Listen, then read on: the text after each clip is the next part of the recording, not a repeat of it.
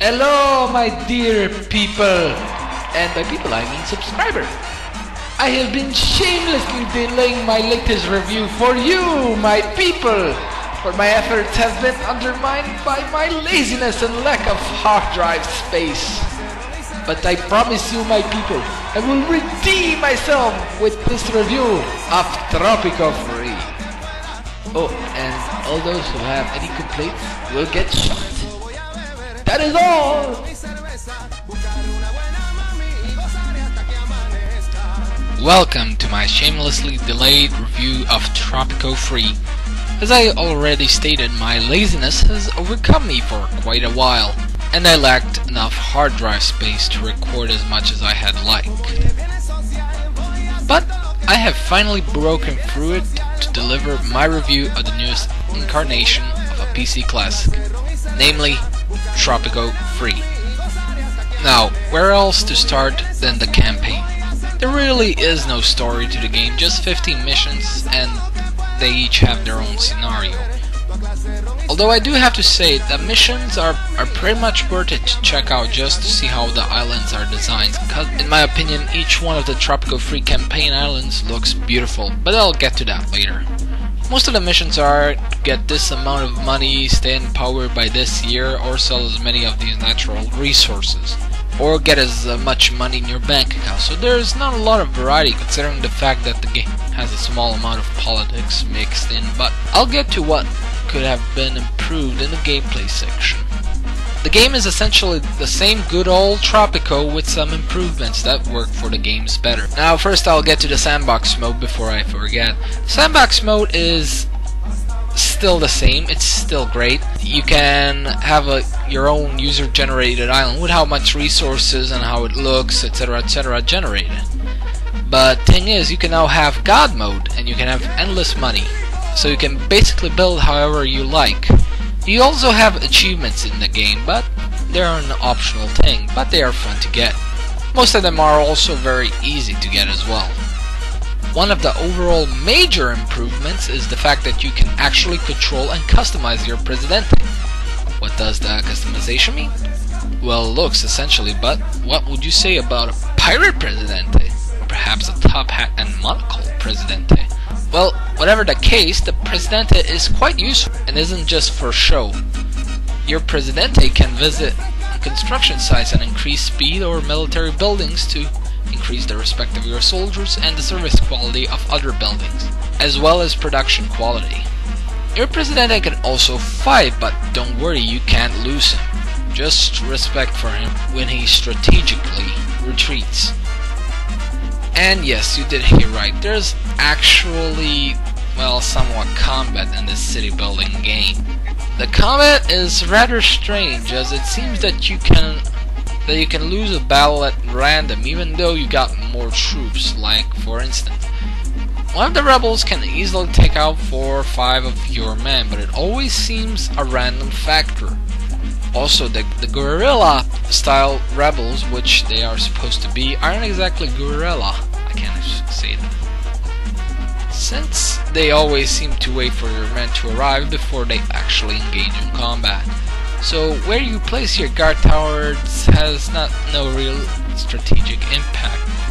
But it would have really improved the game quite a bit if the combat was among one of the things to improve. The city building is simple.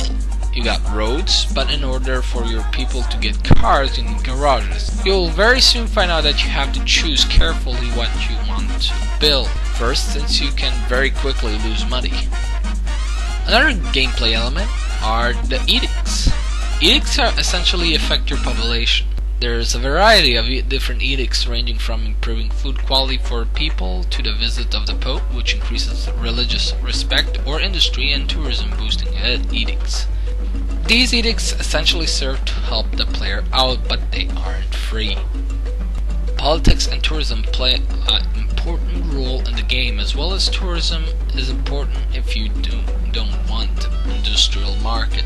Tourism has a number of different factors that need in order for it to work. You have to build plenty of establishments, you have to have good environment and beauty rating, and the more pleased the tourist is, the better rating your island will get, but in order to have better establishments, you will need to have a power plant. Politics are more dangerous fields, however, as you must never have anything too low. If you're too low in relations with the US or the USSR, they might invade. Of course, good political ties come with some advantages, like construction aid, trade agreements that give random bonuses, and if you get an ally on either side and build a base, any chance of invasion is gone. You also have to deal with various factions on your island, such as the religious faction who require churches to be blazed, or the militarist faction which demands good conditions for soldiers, or the communist and capitalist, whereas one demands good housing and healthcare and the other demands good tourist business. If they are too displeased about what's happening on their island, they might rebel and turn into what else? Rebels. Rebels pose all sorts of different problems due to not only attacking from time to time, they will abduct tourists and hold them hostages. They will plant bombs in buildings, forcing you to close them down for 3 months, and then hijacking off radio stations to broadcast propaganda. Not that you weren't doing the same. The graphics really do look wonderful, and they really do make the island come alive. There's lots of visual details on this building. Sadly, you don't see the inhabitants interacting with buildings as much as one could expect. One thing's for sure, and that's that the radio announcer, which wasn't in the first game but is really funny and adds a whole lot of flavor to go along with the music. He also serves to inform you and your people of what you are doing. Welcome back to the El Presidente Hour. Currently, El Presidente is eating his breakfast. It is a bit of cornflakes and the fingers of his enemies, but we will observe this with much respect, because he is El Presidente. We must better question him. Oh, now El Presidente is getting off his chair. What is he going to do next? Oh, he's going to the door, and he is picking up the newspaper, probably to check on his current status in the buildings. And hopefully that the new resistance has been put down effectively. Now, as El Presidente is proceeding to the toilet, what will happen next time? Find out next time on Radio Tropico.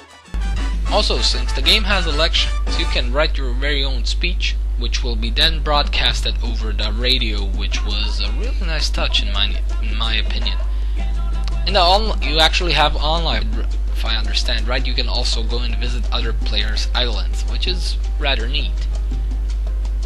There's a lot more details I could go over, but this review is dragging on way too much now. My only complaints are really nitpicks. Overall, if you're looking for a good city building game, or want to experience the classical Tropico in the new HD era, then this is your game. Till next time.